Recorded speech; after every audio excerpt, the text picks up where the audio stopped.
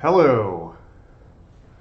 All right. I'm still getting used to streaming here, but I just wanted to do an impromptu live stream and start talking about a lot of the stuff that I'm thinking about as I assess and look at the world right now.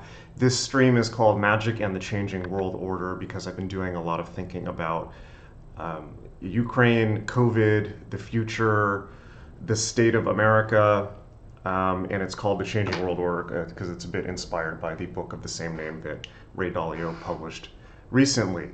Not a magic person. He's a financial person.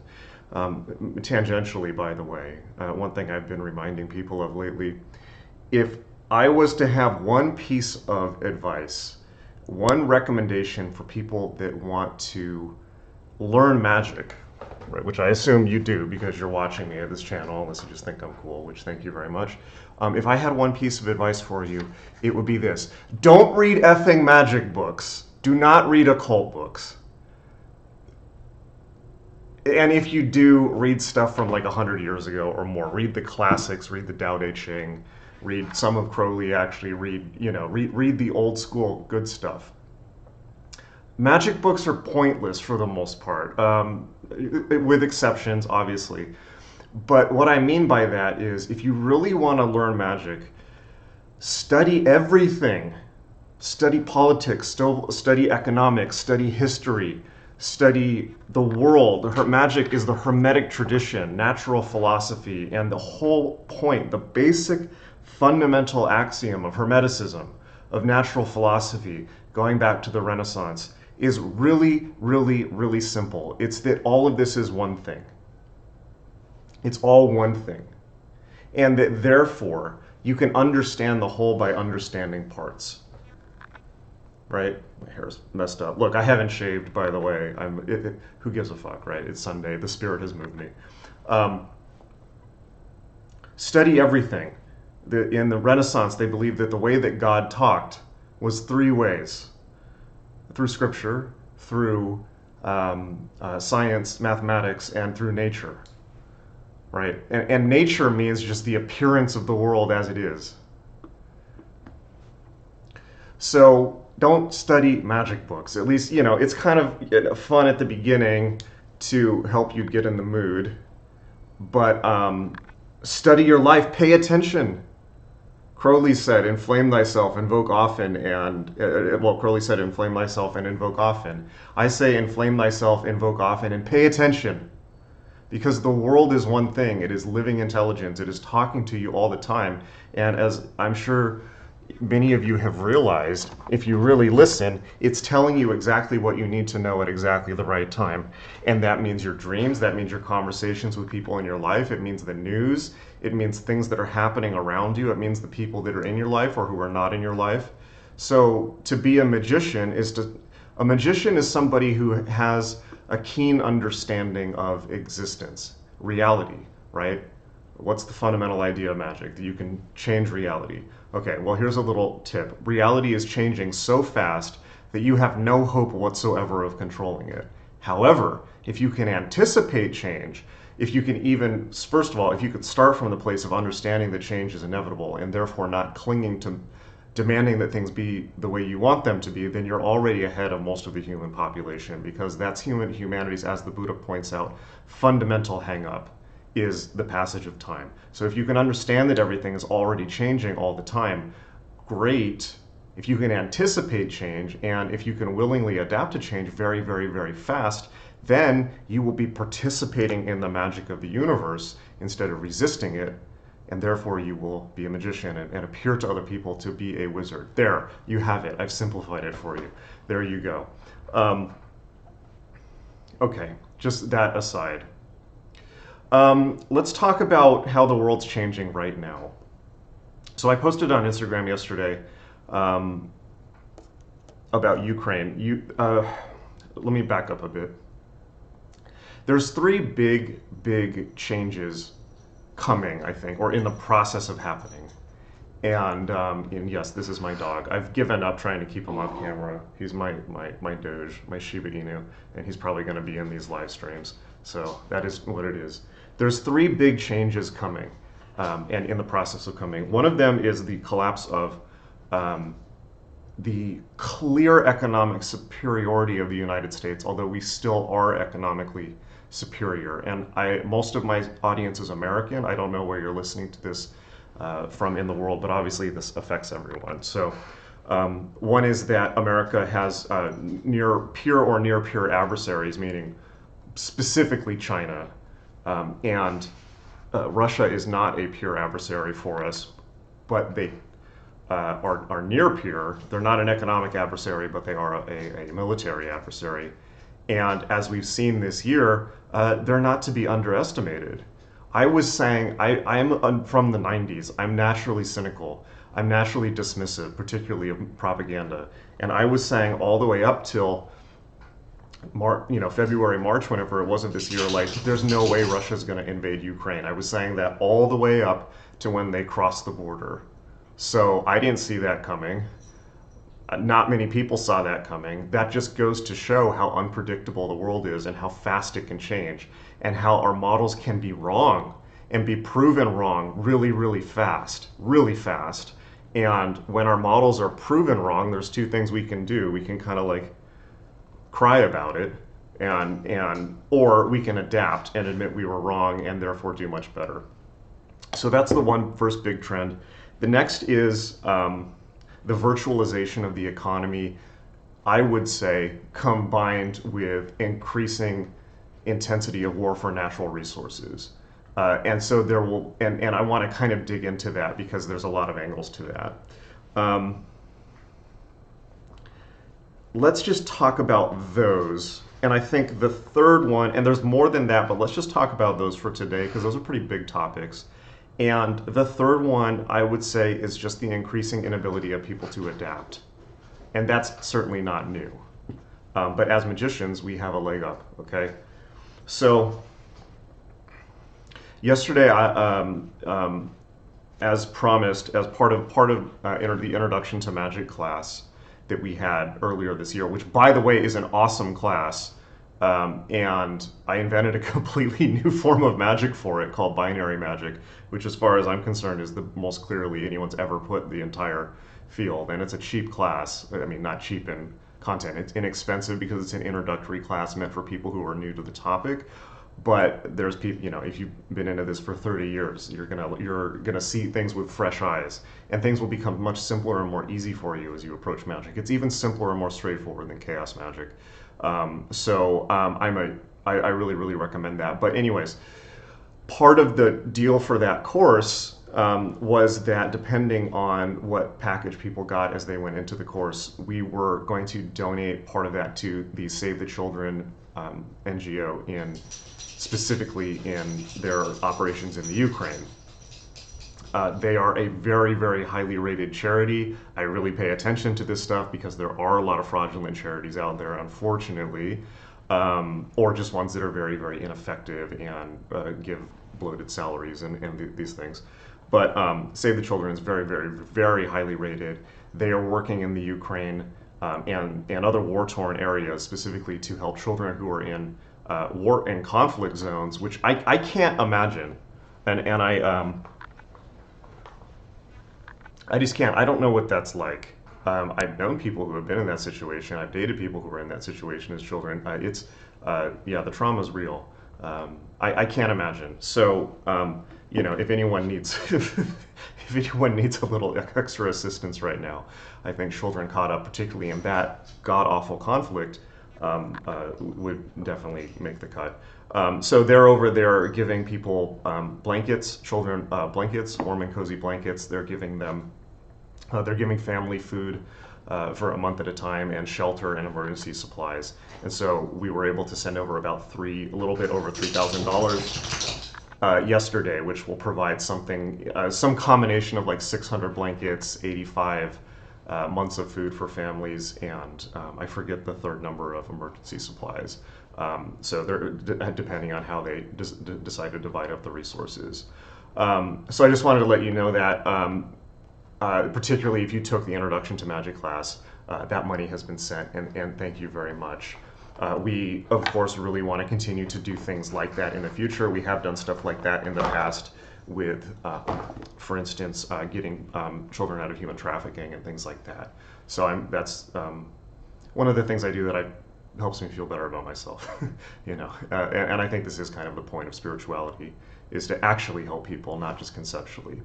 So this was particularly timely because yesterday or Friday, or when I think it was Friday actually, it was revealed the Ukrainians retook one of their cities from the Russians and discovered mass graves, or at least they allege they discovered mass graves, which contained obviously civilians, including children and families, and a lot of people who had been tortured by Russian forces.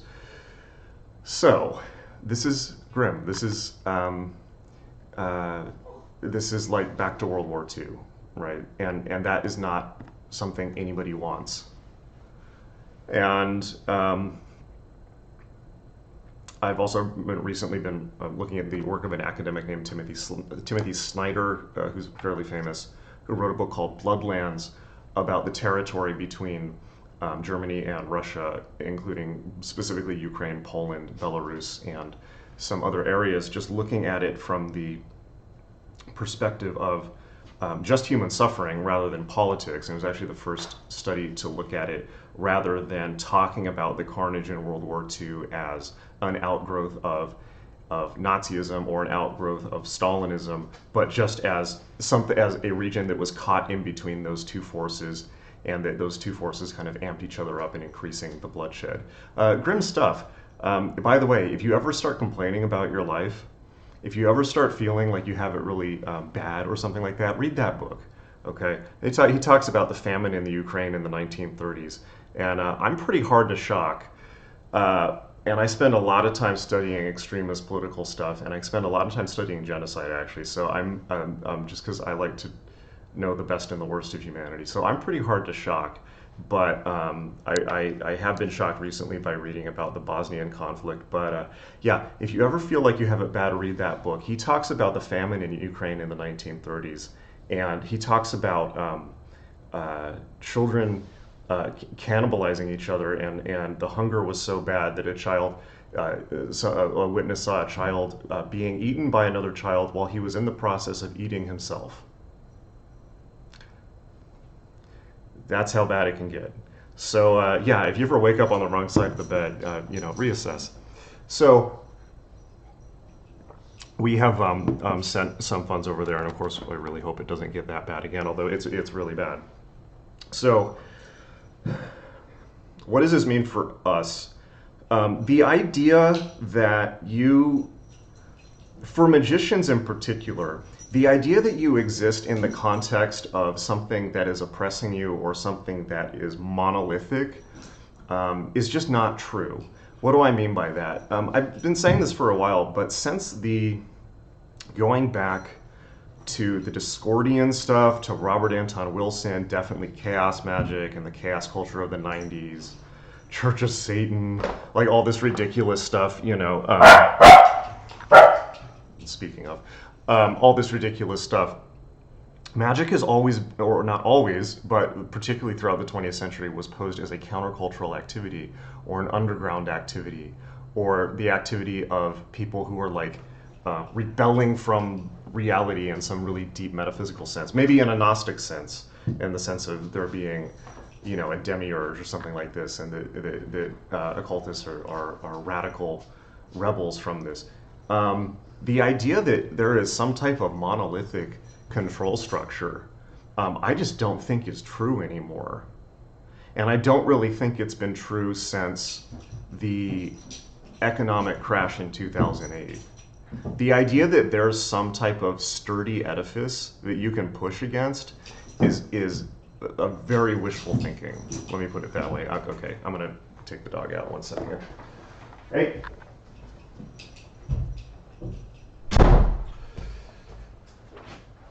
It is what it is. So, America in particular is not doing well, I think, and the world in general, the world order, that depending on how old you are, I think if you're younger, you probably have less sense of this, but if you're like a Gen Xer, like if you're my age or older, you probably at least at one point had this sense of the American empire being monolithic, of there being this kind of end of history, of there was no escape from American hegemony. It really doesn't matter who you vote for because the same bastards get into power every time. I'm not saying that's not true. I'm just saying that I wouldn't assume that that is as solid as you think it is. And that's not a good thing, by the way. If you study really bad periods of human history, which again I do, if you study genocide in particular, or civil war, the killing starts when the state collapses. So you don't want that. So what I will say specifically is, if any of these old scripts, these old occult scripts, one of the things I've done with my work is really try to undermine a lot of that because because I'm puckish like that. But any of these old occult scripts that's like, yeah, destabilize reality, smash the system, destabilize consensus reality. Like, what consensus reality are you talking about? I don't know if you've looked out the window recently. I'm saying rhetorically because I know you have, but things don't look too stable out there. So you need to stop and think for a second, and probably a lot of you already have, but magic is just a tool. But when you become very immersed in it, as I have for my whole life, the thing you really, really, really have to keep an eye on is the context in which that tool is used, right? What's the story within which you are using that tool? And it could be as simple as a religious story like Christianity or Buddhism or something like that, or it could be a countercultural story, or it could be like a thelemic story or chaos magic or something like that, or something that you've cobbled together yourself from a bunch of different books and movies, which is pretty much all of us, right? I mean, everyone pretty much comes up with their own version of magic from a lot of different sources, not just the stuff they read and people they meet, but from fiction and things like that. But that is really important to look at, because even fiction depends on really core assumptions about reality that are political, even if it's speculative fiction. So a really obvious example, by the way, and maybe a too obvious example, is Harry Potter, right? Harry Potter is a neoliberal view of the world. Harry Potter is in some ways like the Bible of neoliberalism, or was, prior to the Trump era. Like Harry Potter is this kind of vision of this world of ever expanding markets, and a world in which the only issue, the only kind of enemy towards the growth of the world and a future market productivity is a lack of diversity, or an inability of people to come together across racial or gender or orientation divides, right? And so that's a very political view. That's the same view of corporate America. It's a pretty good view, but it's a view that assumes that it can't be challenged, and we're seeing recently that that's just not the case. It's just not the case. So any of these old magical scripts that people have that are kind of like, burn stuff down, attack. Okay, let me make it more simple. If you're operating off of any magical system or belief that involves you attacking the society in which you are part of, or the culture is, just stop, okay? Like, nobody has time for this shit anymore. Nobody has patience for it anymore. I've been there, believe me. It's like nobody has patience for it anymore, because everyone is just struggling to hold on by their fingernails to any last semblance of ability to control and stabilize reality in a real way, in like a social, economic, political way. Rather than the whole thing going off the rails. And that's a very real possibility. People forget, and particularly when I talk to younger people, the Soviet Union collapsed overnight, and nobody expected it. And retrospectively, we can go back and look at the evidence and say, well, this was inevitable because of XYZ economic reasons, or military reasons, or political reasons, and things like this, geographic reasons even. retrospectively we can go back and look at it, and it makes sense. But at the time, that was not the case. Nobody predicted it at the time. It's only in hindsight that it makes sense, right? So don't forget, things can collapse overnight, and so don't help. Ain't nobody got time for that. Um, so what's the world going to start looking like? A lot more competition. There's a lot more competition now. There's good things about that, by the way. Obviously, there's competition for who's on top right now, which is not good. And between the United States and United States and what kind of remains of the European order, and China particularly. And Russia is a big player now. Or rather, Russia is potentially has its back to the wall and is lashing out against NATO. And that's bad. So whatever you think of America or the things that America has done, and believe me, I know all the bad shit, and I'm always learning more, and it's all disgusting and sickening. It's still ours. And I prefer that to living under domination by somebody else at the end of the day. So there's going to be a lot more competition like that. There's obviously, this is not any shocking thing, there's obviously increasing political polarization. That is a sign of, that's a symptom of economic trouble. It's been increasing obviously since 2008. They were not able to stabilize things in any real way. And that leads us essentially back to World War II. It's disturbing to me. It's like I posted on Instagram. It's almost like the period in between is like just a breather. And as soon as people started feeling economically pressured, it's right back to fascism and communism. And the conflict between the two. And everyone, no matter what side of that wins, everyone loses. That's not what we want.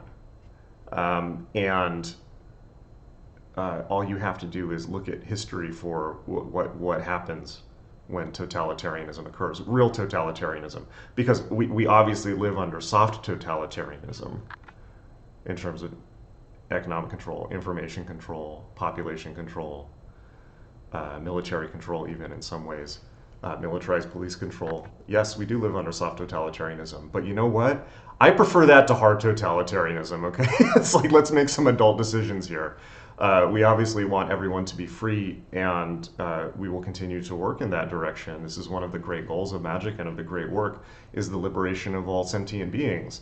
And that means not just in some woo-woo sense, it means literally. It means literally, and that's what I try to get across to people with things like teaching economic material, or teaching material to really better your life, or making part of the proceeds from courses go to people who are truly in conditions of slavery, like human trafficking, or under the boot of Russian military. So one of the reasons I do that is not just to like make myself look good, it's to make a point to you.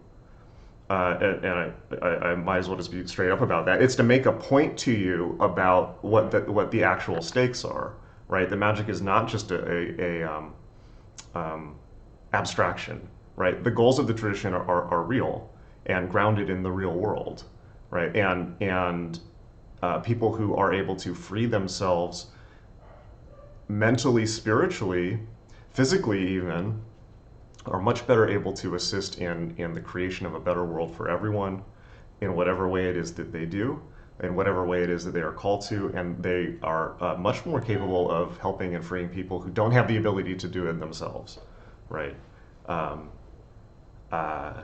Yeah, so without getting too much into the metaphysics of that. So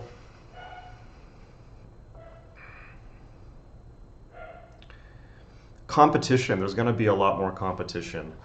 In America right now, there for the last year or so, there has been a lot of talk about people not wanting to work and great resignation and things like that.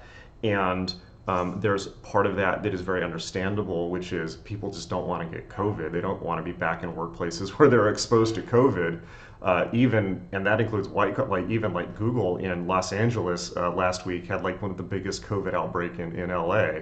So vaccines don't protect people. They do protect people from serious hospitalization, but they don't protect people from transmission. So the idea that everyone can just go back to normal and back in contact with each other is a fantasy. And we're going to talk about the effects of that too, because the profound effect of that could not possibly be overstated. The other is just discontent over wages and living wages, which is certainly understandable. And I don't disagree with that. However, I will also point out to you that we now live in a globalized internet world in which the same labor that people are doing here can be outsourced to Ghana or the Philippines or at one point the Ukraine, and I think still, for pennies on the dollar. And I'm not saying that to say that's a good thing, or I'm not going to give you an argument one way or another on globalization, because we could talk about all the negative things about that too. I'm just saying that's how it is. That's how it is. Whoever you are and whatever you do right now, unless you work in like a hands-on service job, which I think is a pretty good idea actually, like you know, barber or massage therapist or nurse or something like that, you are in competition for your job, not just with the people in your city, but the entire planet. And they're underbidding you, and they're hungry, really, like truly hungry. So America needs to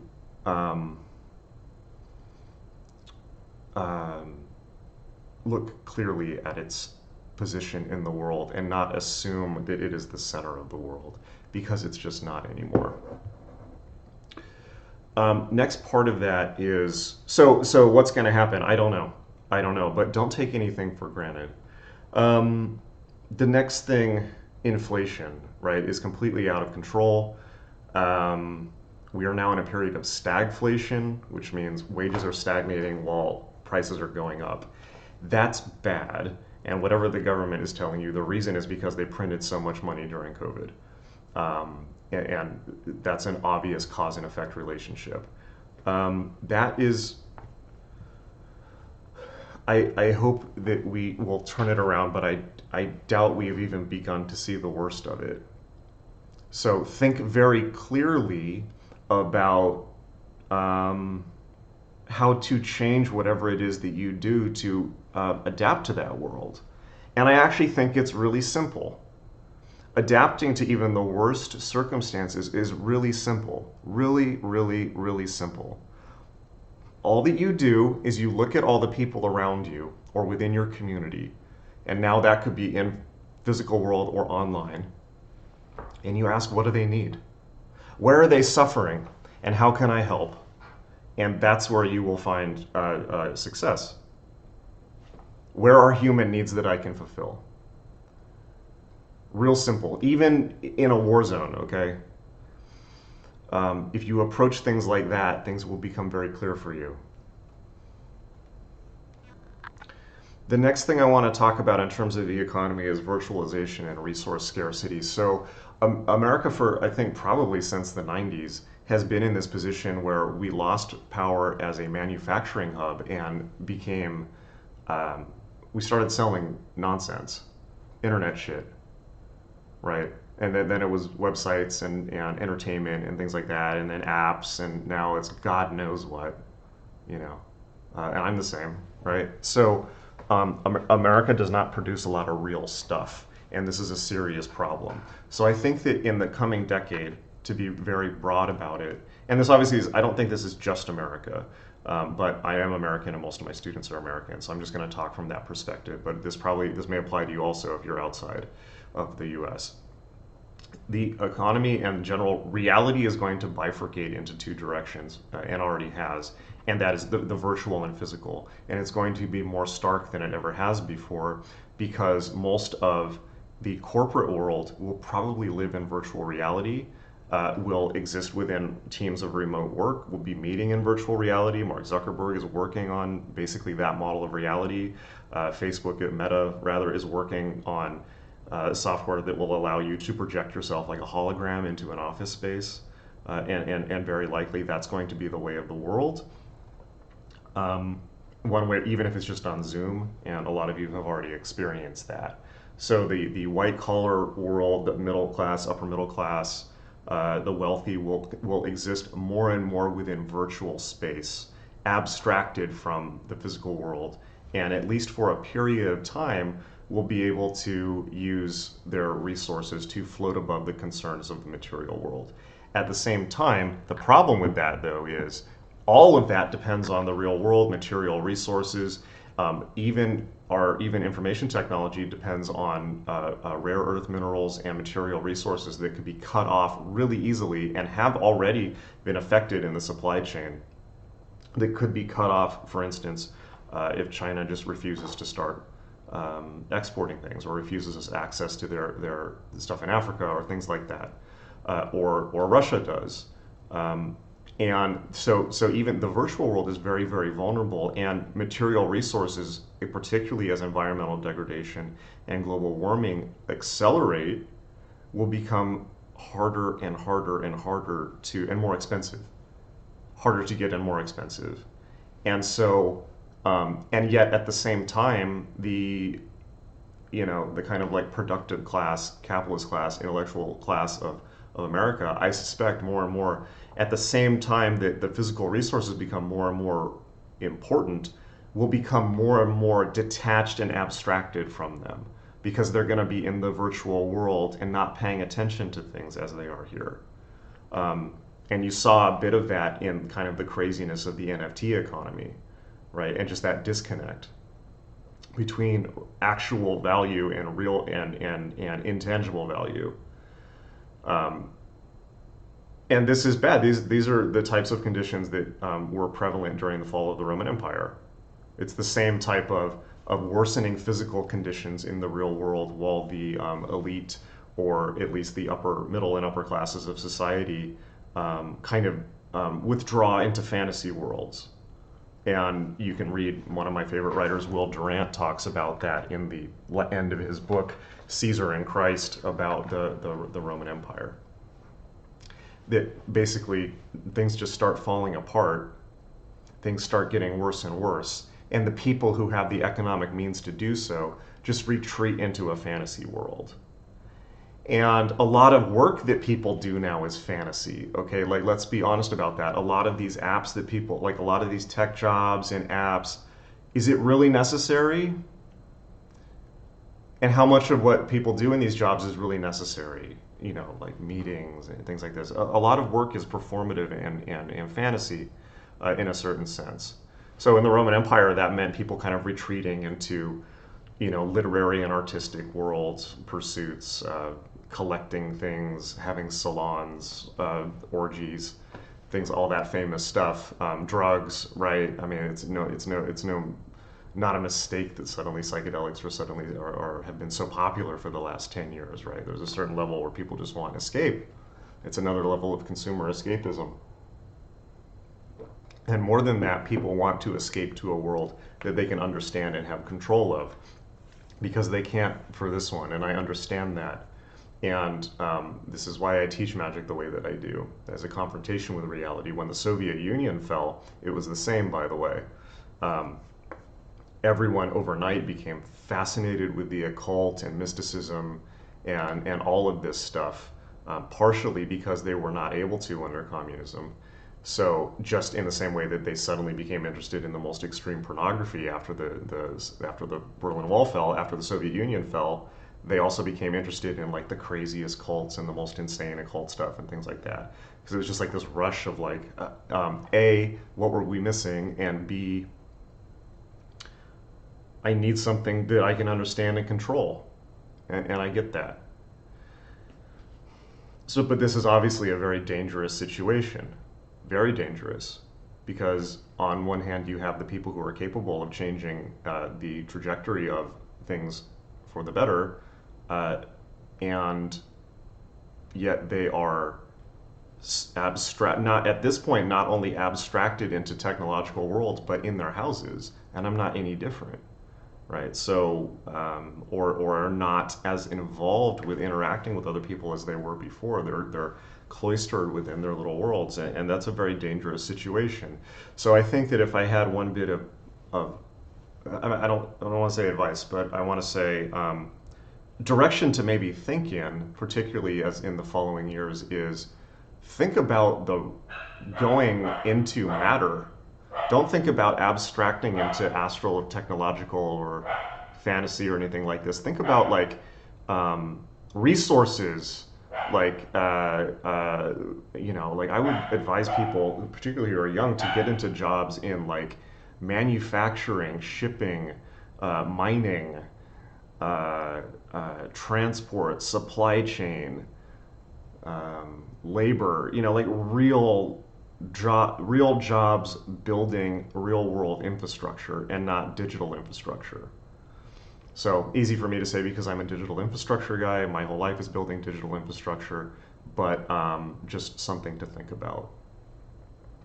So ultimately, that's kind of all that I want to say politically. But obviously, as with everything else, that comes down to people's inability to adapt or ability to adapt.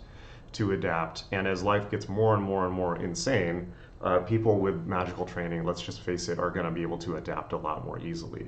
If you have a flexible sense of identity, if you have a meditation practice, if you've done a lot of magic and had weird experiences and things like that, and your personality's changed in weird ways, even if just in the context of rituals and things like this, if you and most of all, if you understand how flexible reality is, even through things like divination or enchantment and things like this, even the most basic forms of magic, if you have an understanding that reality is flexible, and not just that, but that you can flex it, you're going to do a lot better than most people. So be thankful for that. I'm never-endingly grateful for the fact that I got into magic, and every time the world shits itself, I'm even more grateful, because magic allows you to adapt and roll with the punches, and even completely change and retrofit your entire personality overnight, if need be, as I've had to do many times in my life, and you probably have too, right? And that's one of the most unbelievable gifts of magic. And it's a gift that religion doesn't give, because religion is a fixed script and tells you to be a specific person. And religion is often about resisting change. So, not always, but often. So keep doing magic. And as Peter Carroll once said, like divine short, enchant long, right? So with that said, I don't want to just keep ranting forever. I will try and take questions in a little bit. But I wanted to let's talk practical, right? It's like, what are the most important magic? Let's talk magic and let's talk practical. What are the most important, practically speaking, magical skills that you need right now for this world? Okay, let's get into it, and maybe other people will have ideas in the chat once I open that up, but respectfully. Number one, as always, meditation. I know it's boring. Well, it's not if you really get into it.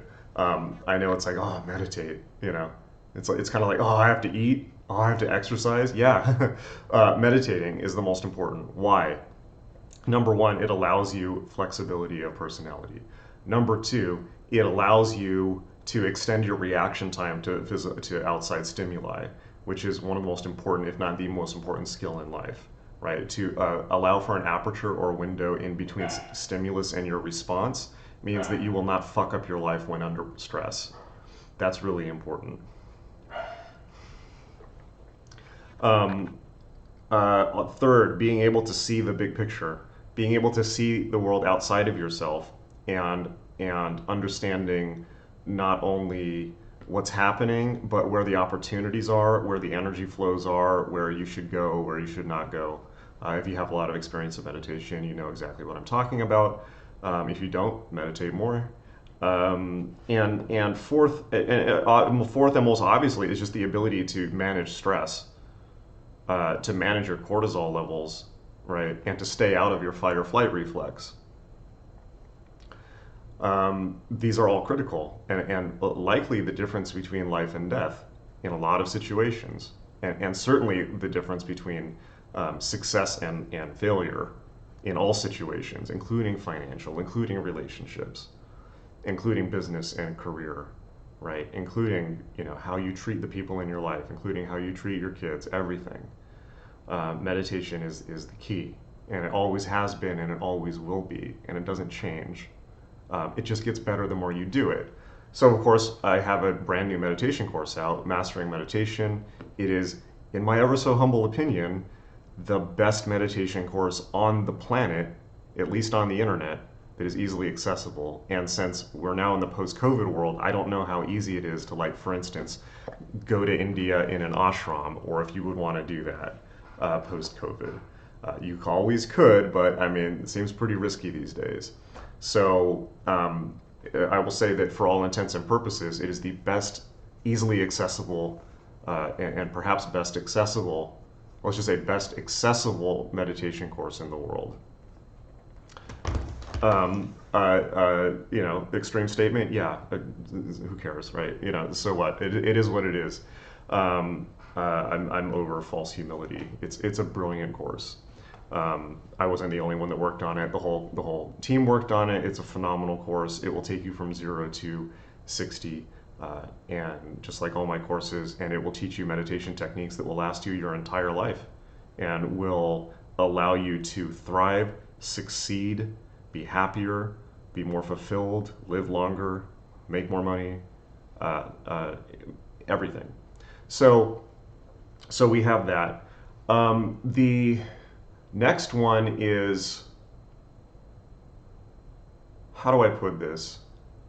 Long-term flexible planning, I think, is a good way to put it, because particularly as magicians, we set goals and we try to make things happen, and we have really clear and fixed ideas about what we want those to be. If we're really working on it, right? We envision ways we want life to be. We envision who we want to be, things we want to succeed at or bring into our lives, and then we work to bring them into our lives, and it basically always works, right, to one degree or another, whether that's through visualization, whether it's through things as basic as affirmation, prayer, visualization, or as complex as, full magical ritual, okay, and evocation and invocation and divination, like all that great stuff, right? But one, regardless of technique, we're all trying to envision better realities and make them happen, okay? And that is a skill that the world needs right now. So don't underestimate it, because let me put this bluntly. The majority of people are not only the majority of people are not able to situate their own locus of control within themselves. And it's not because they're controlled. It's because they do not want to exercise executive function over their own life. Because it's hard. It's actually much easier to just go to a job and have someone tell you what to do. Or go to a church and have someone tell you what to believe. Or turn on the TV and have Fox News tell you what to believe. It's like, that's easier than thinking for yourself. Or taking responsibility for your own life. But it's deeper than that. Most people not only do not have the capacity to situate their locus of control within themselves, which is what magical technologies like meditation and ritual do. So if you don't feel that you have that, magic.me, you'll develop it really quick. But even more deeply than that, most people are not able to visualize something better. They're not able to, not in the sense that they're not able to imagine something that is different than the way things are. And that's a really important ability. And an even more important ability is then to be able to articulate that to other people. So these are critical abilities. But when I say functional long-term flexible planning, this is what we have to realize. We're all, doing work, I assume, all the time to make our lives the way we want them to be. Okay. However, so we're all making chess moves, but the chessboard is all fucked. And it's like all shifting and blurry and glitching all the time, right? We're on a glitching chessboard. And we have no way of predicting how it's going to change. So if you're really think about your goals and think about, by the time I'm able to manifest this goal, is the world I expect this goal to exist in still going to be there? And we don't know, and we can't control it. So I think adapting a certain approach where it's like, um, being very clear on the generalities of what you want, but not so specific about how it happens. There may need to be a bit of flexibility there, and I think that flexibility is good because it allows, as you may or may not know, if you allow for flexibility like that, it allows for a lot more, a much broader range of ways that something can happen, which is something that is very tangibly grasped once you begin doing magic. Um, so those two, and then the third is just making yourself indestructible. Make yourself indestructible. This is not something you're going to get from other magic courses or teachers or books or anything like this. It's something that you're going to get from me. What does this mean? It means hardening and protecting your entire existence on every conceivable level, physical, spiritual, and mental, and financial. And thinking ahead for every potential contingency and constructing your life in such a way that it will not affect you, or at least will not affect you in the same way it would if you were unprepared, because nobody can fully isolate themselves from the world, and that's a bad idea. You know, it's like, I'm not saying isolate yourself from the world. I'm saying be prepared. I was a Boy Scout. I was a Cub Scout, at least. I can tell a very off-color joke about that, but I'm not going to. Be prepared. So what does that mean? It means being prepared financially. It means creating new forms of revenue for yourself. It means creating businesses that make sense within our current world model and not the old one. It means self-defense. It means protecting your house and your family. It means developing magical abilities to be able to select realities in which you are not in danger. That's really important. More important even than the more tangible ones. Carlos Castaneda used to say, it's like, Don Juan asked Carlos Castaneda asked Don Juan, you know, what's a shaman's way of avoiding danger? And Don Juan tells him, just don't be there in the first place. That's a pretty profound comment, actually. So I taught an entire course about this in 2020 called Alchemy of Chaos.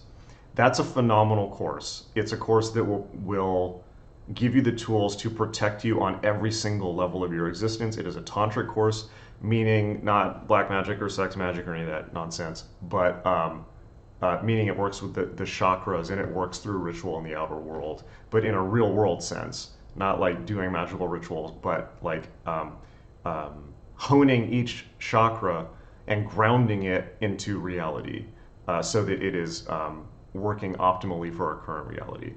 That wasn't that clear.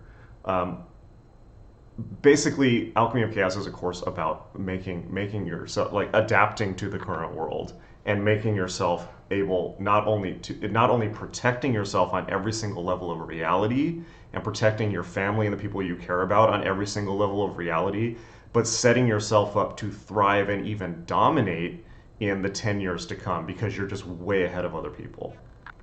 Okay, now I'm going to readily admit this. That course was not marketed particularly well.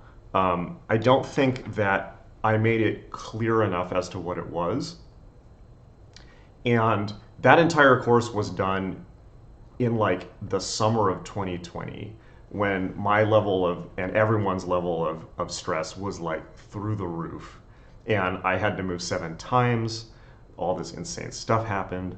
I ended up almost moving to a nuclear landfill. I then went through a breakup. Like it just like you probably went through all kinds of insane stuff. We were all going through insane stuff, and I was at the same time trying to create a course that would give people all the tools they needed to get out of that, which I did. And they're awesome tools, and the material is phenomenal. And everyone who took it got a phenomenal amount out of it and was very, very grateful, I think, even particularly for the financial material in it. And I stand by that course. It's tremendous. That course will still be good 10, 20 years from now in terms of navigating reality as it is.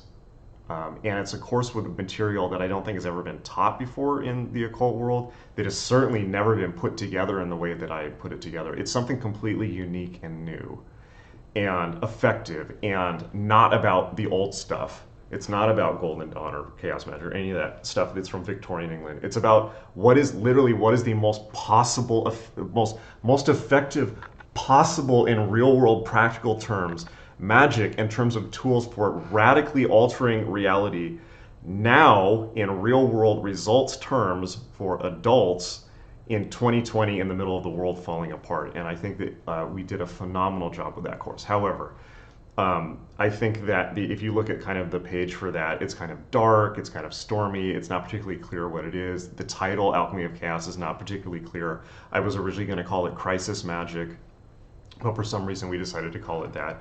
And it was just because I was in peak stress, and so you know how we are under peak stress. The course is the best filmed one we've ever done. The material's amazing. I'm going to go back, I think, and revise that page. And also, I think people got confused because they were waiting for the sequel to Adept Initiative, which that is, by the way, but I wasn't clear about that. It was... So I think there was a lot of confusion as to where that came in the sequence after Adept Initiative. And I didn't articulate that very well at the time. The two go together perfectly. Adept Initiative is about the 4 elements and booting those up within your existence. Alchemy of Chaos is about the 7 chakras and booting them up within your existence in a real world way in the 2020s, right? In a non-optimal world. So they go together perfectly. And in a sense, I almost consider them the same course. They're kind of like, or parts of the same course. They're kind of like the two sides of, if I were to be running a Golden Dawn curriculum, theoretically, they would be the two sides of the Malkuth or Neophyte curriculum. So it would be like Malkuth for Adept Initiative, and then the Path of Tav for Alchemy of Chaos. So, and at a much deeper level, how much do I want to say about this? The Alchemy of Chaos performs a chakrotic, if that's a word, a specific chakra tune-up that would be the same experience you would get if you join, and I won't name any names of specific magical organizations, okay? But you can extrapolate. It provides I'll say a better version of the experience you would get from joining some of these secret societies. What do I mean by that? There are magical groups that you join that you go through a degree structure, and by the end of the degree structure, you've gone through certain initiations that change your outlook and change your energy system in a way that kind of boots you up into an effective magician. But that takes place over the course of many degrees.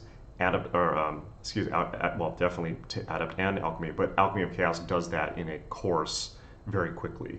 But for the 2020s, not the 1910s, if you gather my meaning. And that's all I will say about that. So, phenomenal course. I'm going to go back and kind of like change probably the design and the phrasing around it, but I highly, highly, highly recommend that.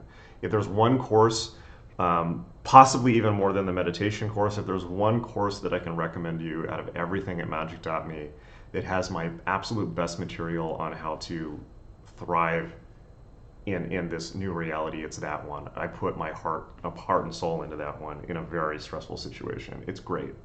Anyways, okay, so enough about that. That's all at Magick.me, Magick.me. You all know this. Let me maybe take questions. Let me go to YouTube, and if you want to... Oh wow, there's some very nice comments. Spirit Master says, Jason probably saved my life to be real. Thank you. Because I was doing magic, fumbling out a ritual with pure intention is perfect enough. Thank you, that's awesome. Okay.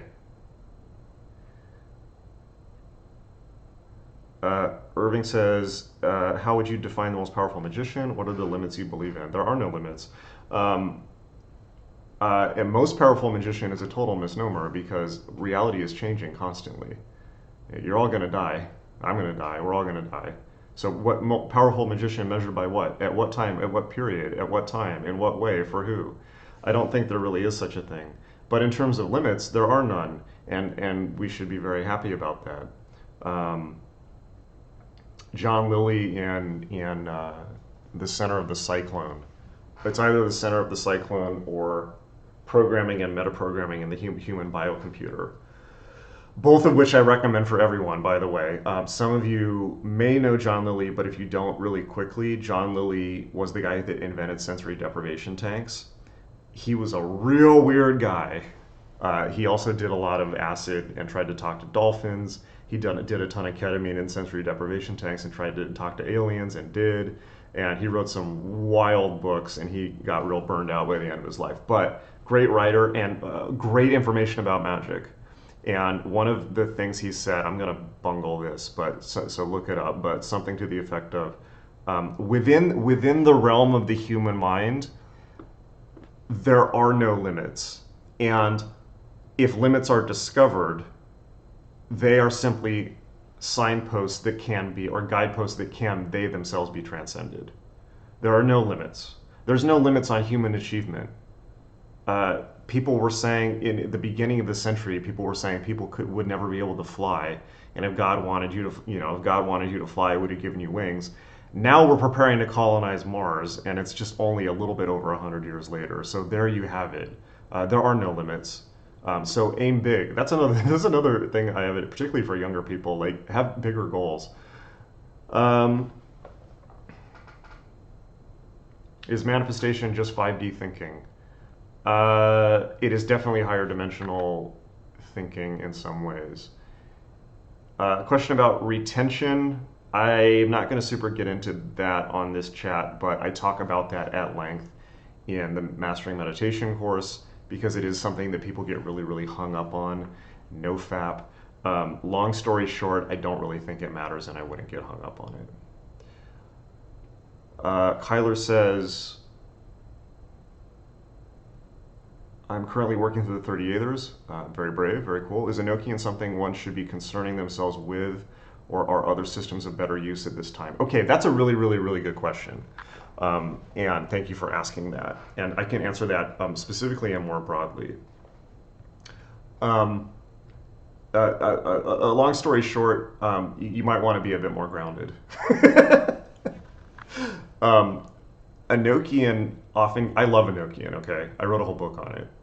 It's, as far as I'm concerned, the most profound and real system of magic there is, okay? I've done a lot of it. Enochian really gets a bad rap, as you know, and I'm sure a lot of people know, for being like somehow destroying your life, for being evil, or like making everyone broke and things like this.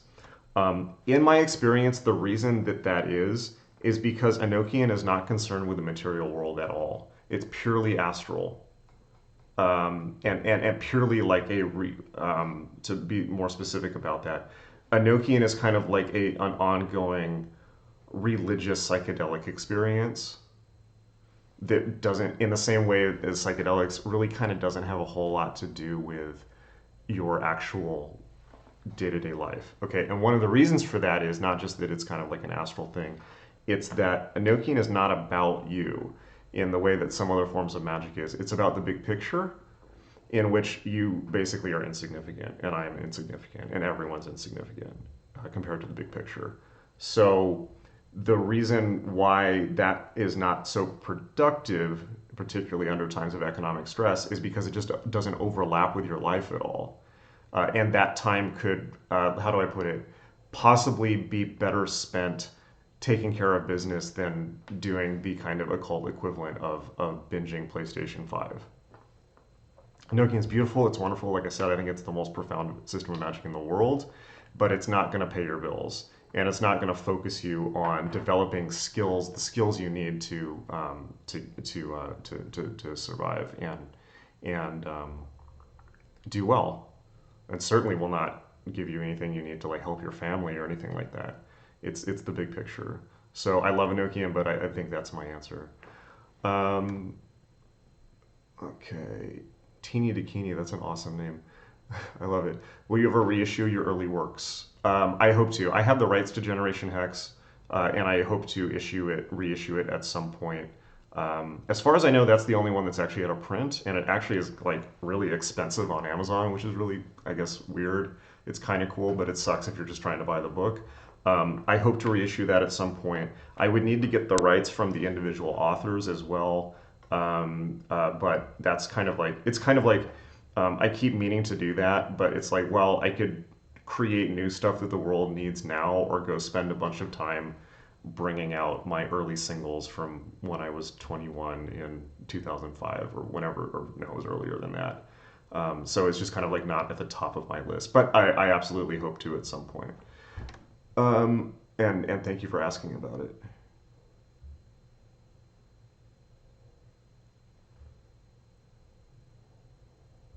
No Special Person talks about fantasizing about perhaps starting my own business and actually investing in people. Highly recommend it. Um,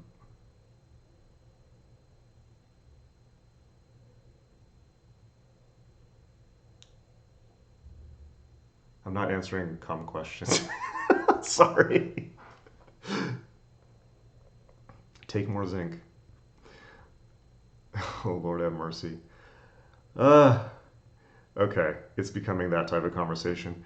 Um, okay, so hopefully we've been doing this for an hour now. Hopefully, this has been of help for you. Let me know if you like this format, and just like straight up, if these are helpful, let me know. If they're not helpful, let me know.